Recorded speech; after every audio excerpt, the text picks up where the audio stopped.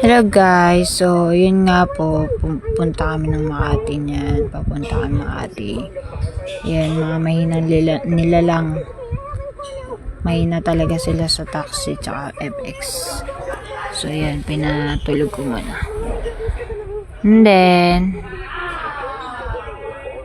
FX po yan. Yung sinasakyan namin mula sa amin. Tapos, ang mahal na pamasahe dyan eh. Sunod, taxi naman, pagkababa ng Bendia. Yung FX, 130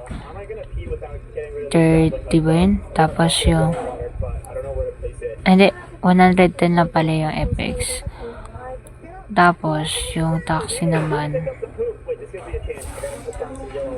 ano lang, ay 130, mas mahal, 133. Kung alin malapit, yun pa yung mas mahal. Ang galing. And then after that, punta na kami niya ng office. Okay guys, sa office maraming tumitingin sa amin dyan eh.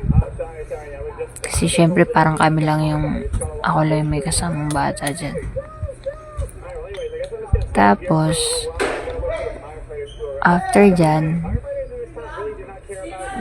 babayan na naman kami pupuntang MRT. O ayan, bago kami pupunta ng MRT, may dadaan na kami fountain.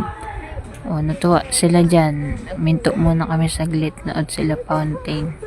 Parang ngayon lang sila nakita ng fountain. O, diba? Paano pa kayo pag nakita na yung fountain na umiilaw? Di pa kami nakapunta ulit ng circle eh. Alin pa yung malapit, di pa namin napupuntahan agad. Pag may time na lang.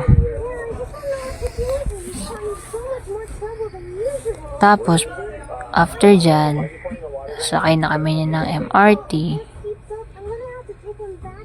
Dun, okay sila dun. Di sila nahihilaw. Mas gusto nila ng MRT kasi nakikita nila yung mga iba-ibang lugar. So, ayan na po. Ayan, nakaupo sila dyan. Tumayo muna ako saglit. Pero, maya-maya umupo din ako dyan. Nangalay ako eh. Papunta kami dyan ng SM North. Pero, ewan ko ba kung bakit baba namin. Try na malabas namin eh. So, yan. Sumakay kami ng sidecar pa uwi. 50 pesos yung binayaran namin dyan. Mula, try na mapapunta sa bahay, guys. So, hanggang dyan na lang po ang aking video. Thank you po sa panonood.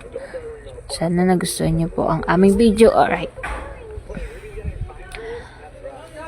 Sana support niyo po ang aming video, guys. Thank you. I love you.